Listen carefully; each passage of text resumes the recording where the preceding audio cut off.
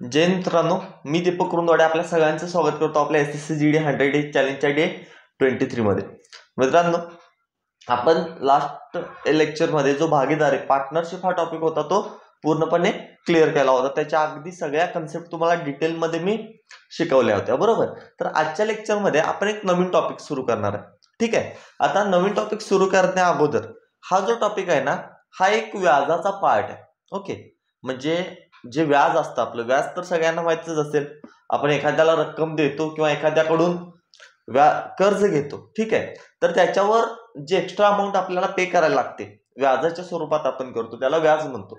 आणि त्या व्याजाचे ना दोन वेगवेगळे प्रकार असतात, एक सरळ व्याज आणि दुसरा चक्रवाढ व्याज. त्यातला सरळ व्याज हा जो प्रकार आहे तो आपण आजच्या लेक्चरमध्ये बघणार आहे. तर हा सरळ व्याज जो टॉपिक आहे हा मित्रांनो खरं तर IMP आहे. ठीक आहे. म्हणजे तुम्ही विचारताना सारखं की सर महत्वाचे टॉपिक कोणते कोणते आहेत सांगा, महत्वाचे टॉपिक कोणते कोणते आहेत सांगा. तर त्या महत्वाच्या टॉपिक मधला एक पार्ट आहे सरळ व्याज.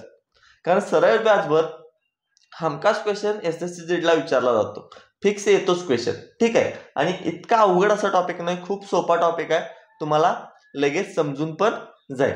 ओके, तर आजचा हा पार्ट 1 आहे. टोटल एक 3 लेक्चर आपले सरळ व्याजवर येतील. 3 लेक्चर मध्ये आपण सरळ व्याजच्या सगळ्या कन्सेप्ट क्लिअर करणार.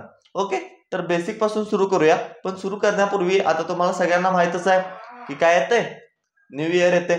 तर न्यू इयर निमित्त आपली जी SSC GDचा स्टडी गटा ऍप आहे, तर स्टडी गटा ऍपवर आपले जे लाईव्ह लेक्चर होतात त्या बॅचवर एक तुम्हाला चांगले ऑफर घेऊन आलोय. तर ऑफर काय बघा, जे आपली SSC GD 2025 चे अर्जुन बॅच आहे.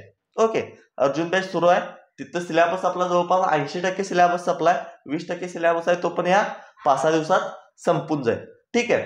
तर त्या बॅचचा बघा, त्या बॅचवर एक ऑफर आहे. त्या बॅच मध्ये तुम्हाला मॅथ्स रिझनिंगचे लाईव्ह लेक्चर मिळतात, प्लस हिंदी आणि GK चे PDF नोट दिले गेले. ठीक आहे. आता GK GS हा जो सब्जेक्ट आहे त्याचे इझिली मराठीमध्ये अजून नोट्स अवेलेबल नाही आहेत. ठीक आहे. पण आम्ही स्टडी गट या माध्यमातून मराठीमध्ये सगळे नोट्स तयार केलेत. प्रिव्हियस इयर क्वेश्चन्स जे आहेत GK चे ते मराठीमध्ये ट्रान्सलेट करून तयार केले, आणि ते नोट्स सुद्धा तुम्हाला या बॅच मध्ये भेटणार आहेत. तसेच तुम्हाला टॉपिक वाईज टेस्ट आहेत, प्रॅक्टिस सेट दिलेले आहेत, मॅथमॅटिक्सचे PDF नोट्स आहेत. त्यानंतर फ्री मॉक टेस्ट सुद्धा यामध्ये 50 फ्री मॉक टेस्ट तुम्हाला या बॅच मध्ये मिळणार आहेत. आणि याची जी प्राइस आहे, आतापर्यंत याची प्राइस 499 रुपये होती ओरिजिनल प्राइस. ठीक आहे. पण याची प्राइस या न्यू इयर निमित्त फक्त 199 असणार आहे. ठीक आहे. त्यामुळे ज्यांना जॉईन करायचे आहे त्यांनी ऍप डाउनलोड करा. ऍपची लिंक डिस्क्रिप्शन मध्ये दिलेलं आहे. ऍपचं नाव आहे स्टडी गट. ओके, तर ही जी ऑफर आहे ही फक्त मर्यादित कालावधीसाठी आहे. 1 जानेवारी पासून 5 जानेवारी पर्यंत ही ऑफर चालू असेल. आता तुम्ही हा व्हिडिओ 31 डिसेंबरला बघताय, तर 31 डिसेंबर पासून सुद्धा आता जर गेला ऍपला तर मी ऑफर लाईव्ह केलेली आहे ऑलरेडी. ठीक आहे. पण 5 जानेवारीला संध्याकाळी 12 वाजता ही ऑफर बंद होईल आणि परत प्राइस याची इन्क्रीज होईल. त्याच्यामुळे त्याच्या अगोदर ज्यांना घ्यायची असेल बॅच त्यांनी नक्की जॉईन करा. आता जाऊया आपण आपल्या टॉपिक. आता टॉपिक मध्ये मी तुम्हाला सांगितलं की काय बघायचं आपल्याला, सरळ व्याज बघायचं. आता व्याज म्हणजे काय तुम्हाला कन्सेप्ट मी क्लिअर केली. आणखी थोडंसं सांगतो, व्याज म्हणजे नेमकं काय असतं. आता समजा मी बँकेकडून पैसे घेतले. ओके, बँकेकडून 1 लाखभर रुपये कर्ज घेतले. आता बँक मला ते असंच पैसे देईल का, की घ्या सर तुम्ही 1 लाख रुपये घ्या आणि 5 वर्षानंतर तुम्ही 1 लाख रुपये आम्हाला परत द्या आहे तितके, असं म्हणेल का? नाही. तर बँक काय करणार, सर 1 लाख रुपये घ्या तुम्ही, पण त्याच्यावर 10% इंटरेस्ट द्या वार्षिक. ठीक आहे. तर काही तर त्याच्यावर एक्स्ट्रा अमाऊंट माझ्याकडून बँक घेणार. ते एक्स्ट्रा अमाऊंट म्हणजेच काय, व्याज घेणं. ठीक आहे. तर आपण सरळ व्याज शिकत असताना किंवा सरळ व्याज किंवा चक्रवाढ व्याज हे दोन्ही गोष्टी शिकत असताना काही महत्वाच्या कन्सेप्ट आहेत, काही महत्वाचे पॉईंट आहेत, ते आपल्याला बघायचे आहेत. त्यामध्ये पहिला जो पॉईंट आहे किंवा पहिली जी कन्सेप्ट आहे त्याला आपण म्हणतो मुद्दल. काय म्हणतो, मुद्दल. आता या मुद्दलला आपण प्रिन्सिपल पण म्हणू शकतो. ठीक आहे. इंग्लिशमध्ये आपण काय म्हणू शकतो, प्रिन्सिपल. आता प्रिन्सिपल किंवा मुद्दल म्हणजे काय, प्रिन्सिपल किंवा मुद्दल म्हणजे काय, सुरुवातीची रक्कम जी आपण एखाद्याला उधार दिले किंवा एखाद्याकडून घेतले, मग ते बँक असू दे किंवा काही असू दे. आता मी बँकेकडून मागाशी म्हटलं तसं 1 लाख रुपये जर कर्ज घेतलं तर 1 लाख काय झाली, ही मुद्दल झाली. ओके, याला इंग्लिशमध्ये आपण प्रिन्सिपल म्हणू शकतो. त्यानंतर सेकंड जे आहे इम्पॉर्टंट, ते आहे कालावधी. काय? कालावधी. कालावधीला आपण इंग्लिशमध्ये काय म्हणू शकतो? Time period. मी टी लिहितो. ठीक आहे. कालावधी टाइम पिरियड म्हणजे काय? इथं कालावधीचा अर्थ काय असणार आहे? तर जे मी बँकेकडून लोन घेतले किंवा एखाद्याकडून जे उधार पैसे घेतले ते किती काळासाठी घेतलेत, किती महिन्यासाठी घेतलेत किंवा किती दिवसांसाठी घेतलेत, तर तो जो पिरियड असणार आहे मी पैसे घेतल्यापासून तो परत देऊपर्यंतचा, तो काय असणार आहे माझा? कालावधी असणार. ठीक आहे. त्याच्यानंतर जे येतं ते आहे व्याजदर. काय? व्याजदर. आणि इथं व्याजदर खूप महत्वाचा आहे. याला आपण रेट ऑफ इंटरेस्ट म्हणतो इंग्लिशमध्ये. काय म्हणतो? Rate of interest. आर या अक्षराने आपण डिनोट करूया. तर रेट ऑफ इंटरेस्ट काय असतो? आपण त्या याच्यावर किती टक्के व्याज देणार आहे. ओके. थोडक्यात आणि परत मी या गोष्टी सांगतो तुम्हाला नेमकं काय असतात. त्यानंतर असतं ते सरळ व्याज.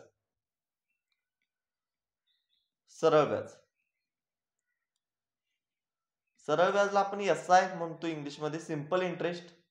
ठीक आहे. आणि त्यानंतर शेवटची जी गोष्ट आहे ते आहे रास. त्याला आपण इंग्लिशमध्ये अमाऊंट म्हणतो, मी ए लिहितो. आता या गोष्टी काय आहेत नेमक्या? आता बघा मी तुम्हाला सांगतो. समजा म्हणतोय मी, एक आपल्यातला मुलगा आहे, समजा मयूर आहे. ओके. तर हा जो मयूर आहे ना, या मयूरने एका बँकेकडून, ओके, एका बँकेकडून 20,000 रुपये समजा 10% व्याजदराने घेतले. 10% व्याजदराने घेतले. तर 2 वर्षानंतर होणारे सरळ व्याज किती? सरळ व्याज किती? एक सोपा आणि साधा प्रश्न मी तुमच्या समोर लिहिलाय. काय प्रश्न लिहिलाय? मयूर आहे आणि त्या मयूरनं काय घेतलं? एका बँकेकडून 20,000 रुपये 10% व्याजदराने घेतले. ओके. मग आता बघा इथे जे 20,000 रुपये आहेत ते काय असणार आहे? ते असणार आहे माझी मुद्दल. ती काय असणार आहे? माझी मुद्दल असणार आहे. ओके. त्यानंतर 10% व्याजदराने, म्हणजे व्याजदर काय झाला माझा? 10%. म्हणजे किती व्याजदराने घेतलेत तो झाला माझा काय? व्याजदर. 10% म्हणजे काय? जर 100 रुपये घेतले तर 10 रुपये व्याज द्यायला लागणार. आणि व्याजदर हा नेहमी वार्षिक असतो, लक्षात ठेवायचं. ओके.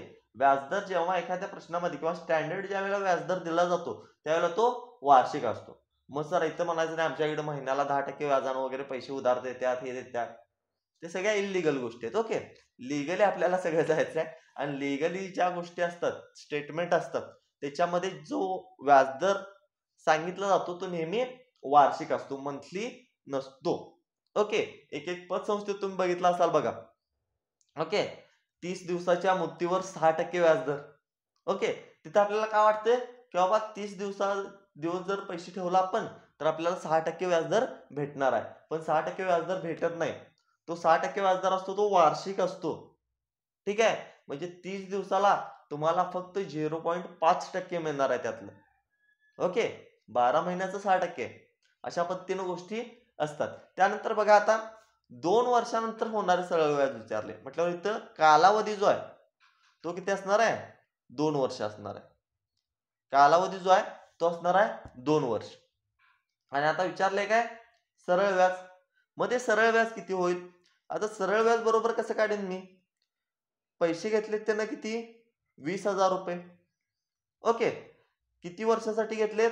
2 वर्षासाठी. गुणले त्यावर व्याजदर किती आहे? 10%. आता इथे टक्के येतो म्हणून मी काय करतो? ते टक्केला घालवायला भागिले 100 लिहितो. हे जर केलं तर मला काय मिळेल? इथं सरळ व्याज मिळेल. कसं मिळेल बघा? 2 शून्यला मी 2 शून्य कॅन्सल करतो. 200 दोन्ही 400 आणि 1 0 अजून शिल्लक राहतो. म्हणजे 4,000 जे आहे. आता हे जे 4,000 मिळालं हे मिळालं मला सरळ व्याज. म्हणजे 20,000चं 10%नं 2 वर्षात सरळ व्याज किती होणार आहे? 4,000 रुपये. आणि रास म्हणजे काय? रास म्हणजे काय? रास म्हणजे ही मुद्दल आणि सरळ व्याज यांची बेरीज. मुद्दल 20,000 आहे, सरळ व्याज 4,000 आहे, म्हणजे रास किती येईल माझी? 24,000. समजलं? काय काय गोष्टी महत्वाच्या आहेत? मुद्दल जे अमाऊंट आपण घेतलेलं आहे, कालावधी जितक्या वर्षासाठी घेतलेला आहे, त्यानंतर आहे व्याजदर, किती टक्के व्याज आपण एका वर्षासाठी देतोय, त्यानंतर सरळ व्याज. सरळ व्याज कसं काढतो आपण हे आता मी तुम्हाला सांगितलं, याचं सूत्र पण आहे, याच्यावरूनच तयार होतं, ते सूत्र पण मी तुम्हाला सांगेल. आणि रास म्हणजे काय? मुद्दल आणि झालेलं व्याज यांची बेरीज, यांची एकूण बेरीज जी आपण बँकेला पे करतो, एखाद्याला परत देतो, ती काय असते? आपली रास किंवा अमाऊंट असते. ओके, तर बघा आता यामध्ये ना तुम्हाला आणखी एक कन्सेप्ट सांगतो. मी व्याजदर सांगितलं, व्याजदर सांगितलं, आता पर्सेंटेज व्याज एक कन्सेप्ट आहे. ही कन्सेप्ट तुम्हाला कुठे यूज होणार आहे ते पुढे सांगेन, पण पर्सेंटेज व्याज काढायचं कसं सांगू. पर्सेंटेज व्याजला काय करायचं? व्याजदर गुणुले वर्ष कालावधी, व्याजदर गुणले कालावधी, म्हणजेच काय? 10 दुनी 20%. पर्सेंटेज व्याज किती झालं? 20%. किती वर्षाचं हे? 2 वर्षाचं. तर ही एक कन्सेप्ट वेगळी आहे, जे आपल्याला यूज करायची आहे भरपूर ठिकाणी. हे तुम्हाला यूज करतो तिथं सांगेन मी, तिथं ते का सांगितलं. ठीक आहे, आता यानंतर बघा एक एक्झाम्पल घेऊया, किंवा एक एक्झाम्पल घेण्यापूर्वी आता सरळ व्याजचं सूत्र बघूया आपण. जसं मी लिहिलेलं स्क्रीनवर त्या पद्धतीनं सरळ व्याजचं सूत्र काय येतं बघा. सरळ व्याज बरोबर काय सूत्र असेल? मी पहिला काय घेतलं मगाशी? पहिला घेतली मुद्दल. पहिला काय घेतलं? मुद्दल. त्यानंतर गुणले काय केलं मी? कालावधी केलो, किती वर्षासाठी घेतलेली ते. कालावधी नंतर काय घेतलो मी? व्याजदर घेतलो. काय घेतलो मी? व्याजदर घेतलो. आणि शेवटला भागिले काय केलो? इथला टक्के घालवण्यासाठी भागिले केलं मी 100. आणि हेच काय आपलं? हे आहे आपलं सरळ व्याजचं सूत्र, सरळ व्याजचा फॉर्म्युला. आता हाच फॉर्म्युला मी इंग्लिशमध्ये पण लिहू शकतो. कसं लिहिणार? सरळ व्याजला मी म्हणतोय सिंपल इंटरेस्ट SI बरोबर, मुद्दलला मी म्हणतोय P, कालावधीला T आणि व्याजदरला R भागिले 100. अगदी शुद्ध आणि साध्या अक्षरांमध्ये लिहिलेलं आहे. काय? PTR भागिले 100. हे झालं माझं सरळ व्याजचं फॉर्म्युला. ठीक आहे, आणि याच्यामध्ये आता आणखी एक फॉर्म्युला आपण काय शिकलो? रासचा. काय फॉर्म्युला आहे? रास बरोबर, फॉर्म्युला काय? रास बरोबर मुद्दल, मुद्दल अधिक सरळ व्याज. म्हणजे जी मुद्दल झाली ती मुद्दल आणि त्याच्यावर मिळणार व्याज, यालाच आपण काय म्हणतो? रास. हा झाला आपला रासचा फॉर्म्युला. हे 3 किंवा 2 फॉर्म्युला आहेत. हा सरळ व्याजचा एक आणि रासचा एक. या 2 फॉर्म्युल्यावर आपल्याला पूर्णपणे हा टॉपिक डिपेंड आहे. ओके, याच्या बाहेरचं जास्त काय विचारलं जात नाही. आता रासला मी इंग्लिशमध्ये अमाऊंट म्हणतो, ए बरोबर मुद्दलला P म्हणतो, अधिक सरळ व्याजला SI म्हणतो. ज्यांना इंग्लिशमध्ये लक्षात ठेवायचं आहे त्यांनी लक्षात ठेवा, A = P + SI. ओके, तर हे 2 टाईपचे आपले काय झाले? फॉर्म्युलाज झाले. ठीक आहे, आता यानंतर पुढे जाऊया आपण क्वेश्चन्सकडे. आता प्रिव्हियस इयर क्वेश्चन बघूया आपण, काय काय क्वेश्चन किंवा कशा पद्धतीचे क्वेश्चन बनतात, आणि आपण टाईप वाईज शिकवतोय. काय टेन्शन घ्यायचं नाही, अगदी व्यवस्थित, अगदी बेसिक पासून तुम्हाला पुढे पुढे अवघड क्वेश्चन्स पर्यंत मी घेऊन जाईल. आणि हे तुम्हाला माहित आहे, कारण आतापर्यंत जर तुम्ही सगळे लेक्चर केला असाल, यापूर्वी माझे 22 लेक्चर झाले, 22 लेक्चर मध्ये टोटल मी 7 टॉपिक कव्हर केले. ओके, तर 7च्या 7 टॉपिक, प्रत्येक कन्सेप्ट शिकवले, प्रत्येक टाईपचे 3-4 क्वेश्चन घेतले. ठीक आहे, काहीही त्यातलं सोडलेलं नाही, आणि ते तुम्हाला समजले सुद्धा. जे पहिल्यापासून लेक्चर करतायत त्यांना सगळ्या गोष्टी क्लिअर पण झाल्यात. ओके, आणि ते डेली आता आपल्या मॉक टेस्ट पण देत आहेत. आणि तुम्हाला माहित असेल, SSC GDच्या मराठीमध्ये फ्री मॉक टेस्ट आपल्या स्टडी गटानं सुरू केले. डेली रोज एक फ्री मॉक टेस्ट होते. अशा 50 मॉक टेस्ट तुमच्या एक्झामच्या अगोदरपर्यंत आपण कव्हर करणार आहे. ओके, तर सुरू करूया आपल्या टाईप 1 ला. टाईप 1 मध्ये काय सांगितले बघा, मार्च 2024चा प्रश्न आहे. अगदी सोपे प्रश्न आहेत, लक्ष द्या फक्त. अलेक्सने 6% वार्षिक व्याजदराने 15,000 रुपये गुंतवले. 4 वर्षानंतर त्याला मिळणारे व्याज किती? 4 वर्षानंतर त्याला मिळणारे व्याज किती? आता फॉर्म्युला वापरा. SI सरळ व्याज काढायचा आहे. मुद्दल किती आहे माझी 15,000 रुपये. मुद्दल किती आहे 15,000 गुणले काय करतोय मी कालावधी तो किती आहे 4 वर्ष गुणले काय करतोय मी व्याजदर तो किती आहे 6% भागिले सर 100 करा. सॉल्व करा. 2 शून्यला 2 शून्य कॅन्सल होतील. 6 चौक 24 गुणले 15 करा किंवा 15 चौक 60. ओके काय येईल 15 चौक 60 60 गुणले 6 6 6 36 360 रुपये ऑप्शन ए. म्हणजे 4 वर्षानंतर त्याला मिळणारं व्याज किती आहे तर ते आहे सर 360 रुपये. ठीक आहे. सोपा प्रश्न होता. असे प्रश्न भरपूर येतात. आता बघा फेब्रुवारी 2024 ला पण प्रश्न आलाय. काय प्रश्न आहे मेरीने एका मित्राकडून 6% वार्षिक व्याजदराने 3,000 रुपये व्याजाने घेतले. जर 1.5 वर्षानंतर म्हणजे 1.5 वर्षानंतर मेरी घेतलेले पैसे परत करते तर तिने दिलेले सरळ व्याज किती. क्वेश्चन आला आपल्याला तिने दिलेलं सरळ व्याज किती. आता बघा आपण काय करणार सरळ व्याज बरोबर SI बरोबर सर मुद्दल आहे माझी 3,000 गुणले किती वर्षासाठी घेतले 1.5 वर्षासाठी गुणले व्याजदर आहे 6 भागिले 100 भागिले 100. आता मी काय करतो हा पॉइंट घालवतो इथला पॉइंट घालवायला काय करतो मी खाली एक शून्य वाढवतो म्हणजे इथला पॉइंट कॅन्सल होईल. मग इथं काय होईल बघा 3 शून्यला 3 शून्य कॅन्सल होतील. परत बघा 15 × 75 15 सक्क 90 आणि 9 त्रिक 27 270 ऑप्शन सी. म्हणजे 1.5 वर्षानंतर मेरीला 270 रुपये व्याज द्यावं लागेल. ठीक आहे. हे काय सरळ व्याज आहे. ओके चला सेम टाईपचा क्वेश्चन घेऊया आणखी एक. काय बघा 1,000 रुपये मुद्दल 15% व्याजदराने उधार दिली तर 6 वर्ष आणि 2 वर्षानंतर मिळणाऱ्या सरळ व्याजातील फरक विचारला. काय सांगितले त्यांनी 1,000 रुपये मुद्दल आहे ती 15% व्याजदराने कुणाला तर उधार द्यायचे. ओके तर 6 वर्षानंतर जे व्याज मिळणार आहे आणि 2 वर्षानंतर जे व्याज मिळणार आहे त्या दोन्ही व्याजदरातला फरक विचारलाय. मग सर मी इथे काय करू शकतो एकतर 1,000 गुणले 15 गुणले 6 भागिले 100 करून 6 वर्षाचं व्याज काढेन आणि 1,000 गुणले 15 गुणले 2 भागिले 100 करून 2 वर्षाचं व्याज काढेन आणि त्या दोघांमधला फरक काढेन. पण हे करण्याऐवजी मी काय करतो पर्सेंटेज व्याज काढतो. आणि ते कसं काढतो बघा जे मुद्दल किती आहे माझी 1,000 आहे. आता मला माहित आहे फरक कशातला काढायचा आहे एकतर 6 वर्ष आणि दुसरं कशातला काढायचा आहे 2 वर्ष. 6 वर्ष आणि 2 वर्षातला फरक काढायचा आहे. मग सर 6 वर्षाचं जे व्याज होतं ते 15% 6 वर्षाचं पर्सेंटेज व्याज किती होईल सांगा. आपण इथं काय काढतोय आता पर्सेंटेज व्याज काढतोय. ओके मग 15% 6 वर्षाचं टक्केवारीमध्ये किंवा पर्सेंटेज व्याज किती होतं 15 सक्क किती होईल 15 सक्क 90 होईल 90% होईल.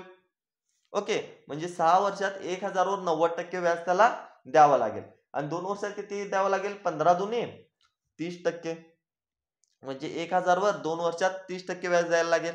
आणि फरक काय विचारलाय त्याने या दोघांच्यातलाच फरक विचारलाय ना. मग यातला मी पहिला पर्सेंटेजचा फरक काढून घेतो.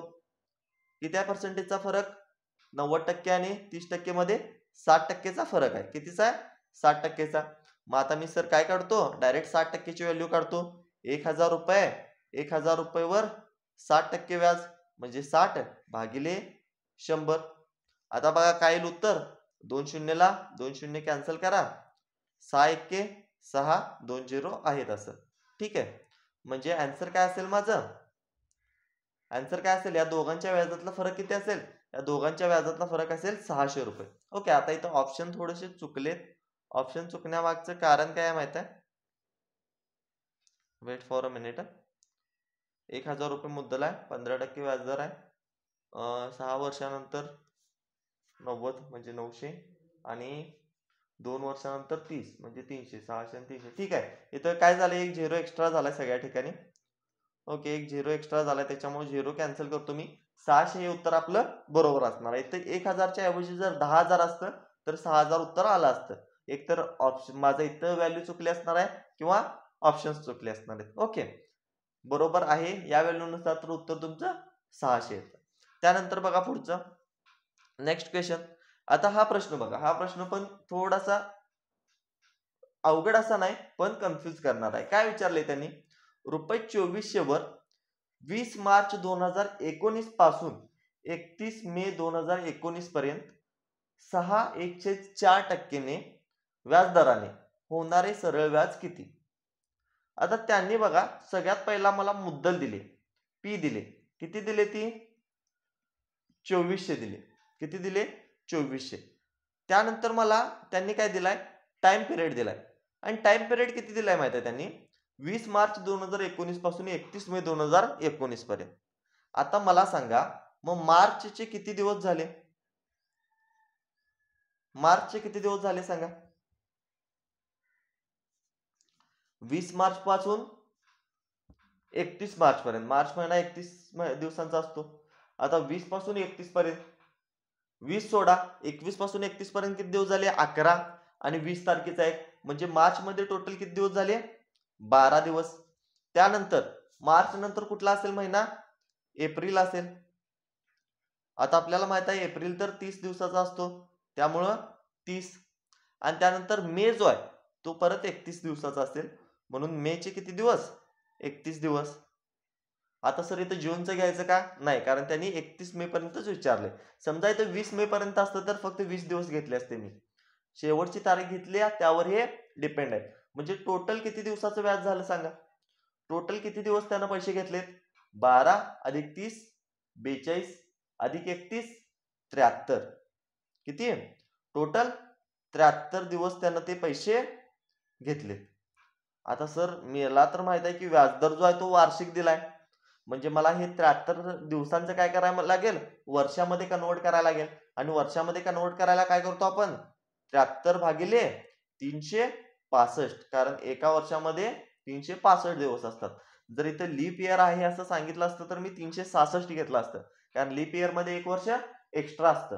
पण इथं लीप इयर आहे असं सांगितलंय का? नाही, त्यामुळे 365 घ्यायचं. आणि कितीने भाग जाईल बघा?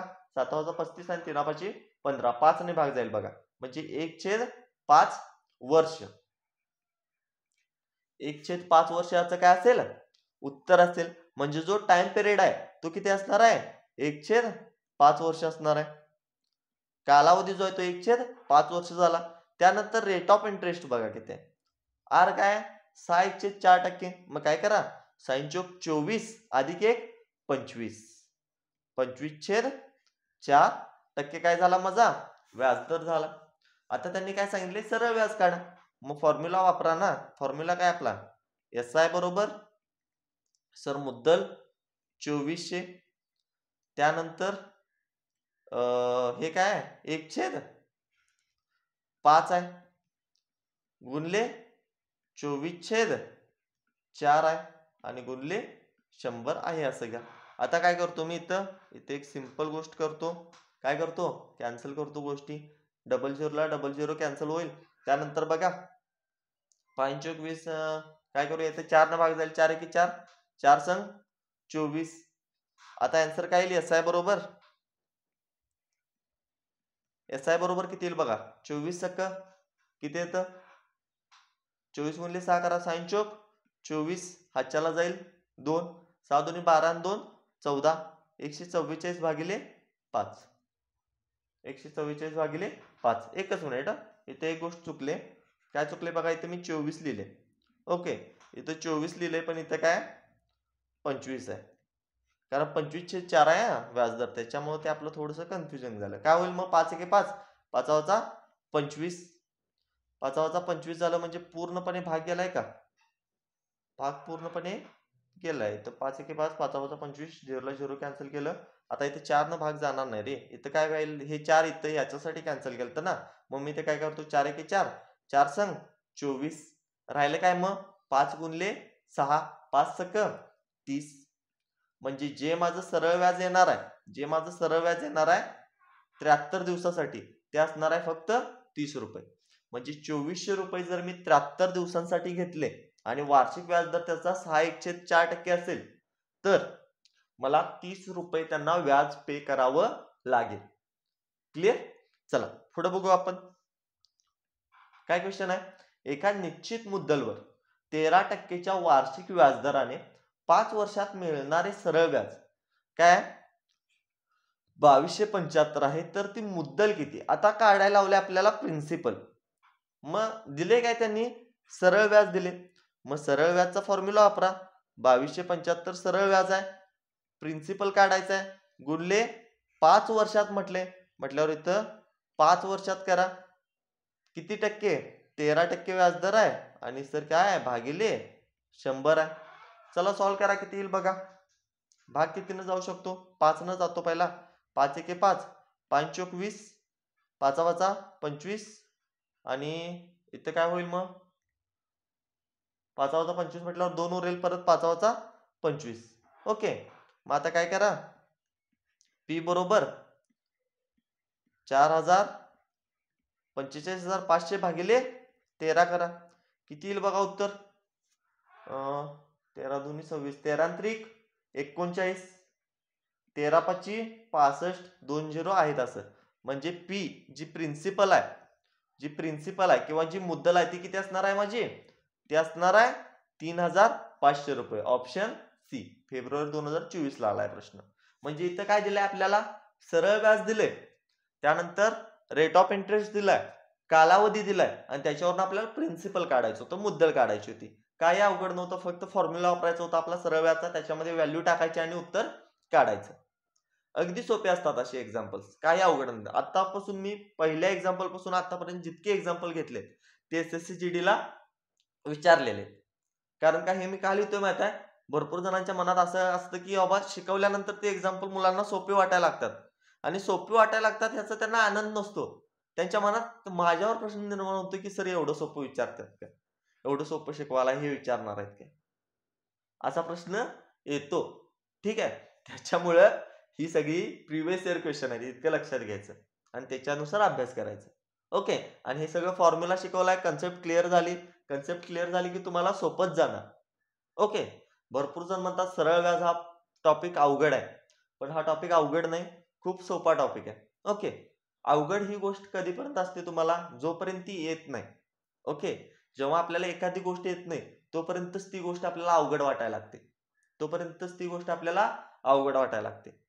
आता फॉर एक्झाम्पल एखाद्याला पोहायला येत नाही समजा, तर त्याला काय वाटेल?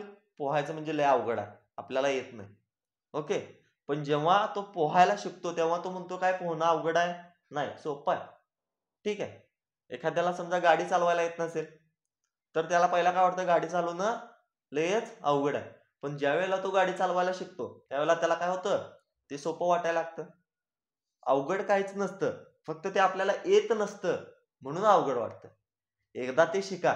जे अवघड वाटतं ना आयुष्यात ते शिकायचं, म्हणजे त्या गोष्टी सोप्या होतात. ओके. चला आता पुढे बघा. काय क्वेश्चन आहे? एका निश्चित मुद्दलवर 8% वार्षिक व्याजदराने 5 वर्षात मिळणारे सरळ व्याज रुपये 3040 आहे, तर मुद्दल किती? हा क्वेश्चन असेल तुम्हाला होमवर्कसाठी. याचा आन्सर मला तुम्ही कमेंट बॉक्समध्ये द्यायचं आहे सगळ्यांनी. ठीक आहे. मला माहित आहे व्हिडिओ बघायला सुरुवात भरपूर जण करतात, पण इथपर्यंत ना खूप कमी जण पोहोचतात.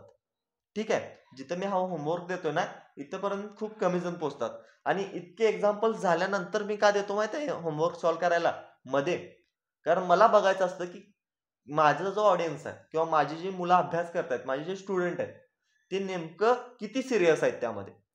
व्हिडिओ तर हजारो मुलं बघतात, ठीक आहे, पण पूर्ण व्हिडिओ किंवा ती पूर्ण कन्सेप्ट किती जण बघतात हे मला तुमच्या या उत्तरावरून कळतं. जे मी होमवर्कसाठी दिलेलं क्वेश्चन असतो त्याचं उत्तर किती जण देतात कमेंटमध्ये, त्यावरून कळतं की किती मुलं व्यवस्थितपणे लेक्चर करायला.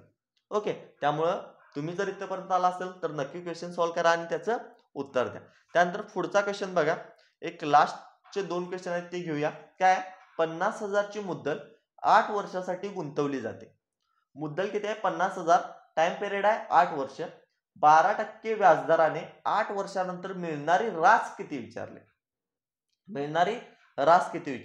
मग इथं आता मी काय करतो, मला माहित आहे सरळ व्याज काढायचा पहिला. रास माहित पाहिजे असेल तर सरळ व्याज लागणार मला. मग सरळ व्याज कसं काढून घेईन मी, मुद्दल आहे सर माझी 50,000. ओके, गुणले टोटल 8 वर्षासाठी आहे, 12% व्याजदर आहे भागिले 100. 2 शून्यला सर 2 शून्य जाईल, काय होईल बघा, 12 8 वर्षासाठी म्हटले ना, 12% व्याजदराने 8 वर्षानंतर मिळणारे रास किती, किती होईल मग इथं आन्सर 500 आहे ना. इथं 8 पंचे 40, 40 गुणले 12 करा, किती होईल 12 चोक 48, म्हणजे आन्सर काय येईल माझं 48,000 येईल. बरोबर, 12 चोक 8 45, 12 चोक 48, 480 आणि हे 2 शून्य, म्हणजे माझं जे सरळ व्याज आहे 8 वर्षानंतरचं ते सरळ व्याज किती असेल 48,000. आणि मला काढायचे काय रास, म्हणजेच काय अमाऊंट. अमाऊंट बरोबर काय असतं, मुद्दल किती आहे 50,000 अधिक सरळ व्याज ते किती आहे 48,000. म्हणजे माझं उत्तर असेल 98,000, 98,000. ऑप्शन बी हा एक पर्याय झाला. ही एक मेथड झाली. दुसरी मेथड मी काय करू शकतो, दुसऱ्या मेथड मध्ये मी काय करू शकतो, डायरेक्ट सुद्धा सॉल्व्ह करू शकतो. कसं डायरेक्ट सॉल्व्ह करणार, आता माझी मुद्दल किती आहे, मुद्दल किती आहे 50,000, मुद्दल किती आहे 50,000 गुणुले किती वर्षासाठी व्याज चाललंय माझं 8 वर्षासाठी, गुणुले आता जर मी ते 100% केलं, ठीक आहे, तर मला काय मिळेल, तर मला काय मिळेल 100% न करता समजा मी 12% केलं, ओके, किंवा 12% करायचं सोडा. आता इथं मी तुला काय सांगतो, एकदम सिंपल गोष्ट सांगतो. 50,000 तर माझी मुद्दल आहे, माझी मुद्दल तर किती आहे 50,000 आहे. आता याच्यावर पर्सेंटेज व्याज किती असेल सांगा, पर्सेंटेज व्याज किती असेल, 12 किती येतं 12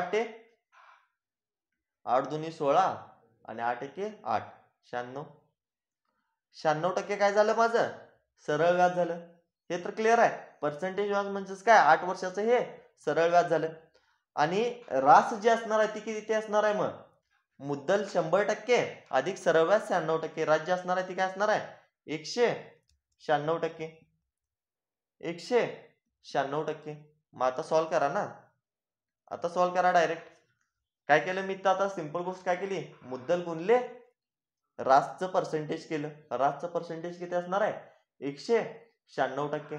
त्यानंतर आता काय करा, इथं पर्सेंटेज आहे म्हटल्यावर भागिले 100 येणार, भागिले 100 येणार, आणि हे पर्सेंटेज इथलं मी कॅन्सल करतो भागिले 100 घेतल्यामुळं. आता काय होईल बघा, 2 शून्यला माझी 2 शून्य जातील, 5 ने गुणाकार करा, 5 सक 30, 5 9 45 आणि 3 48, 5 एके 5 आणि 4 9, 2 शून्य आहेत, असं 98,000 माझं उत्तर आलं. ठीक आहे, हे काही काही लहान लहान शॉर्टकट आहेत जे मारायचे जेणेकरून आपला टाइम वाचेल.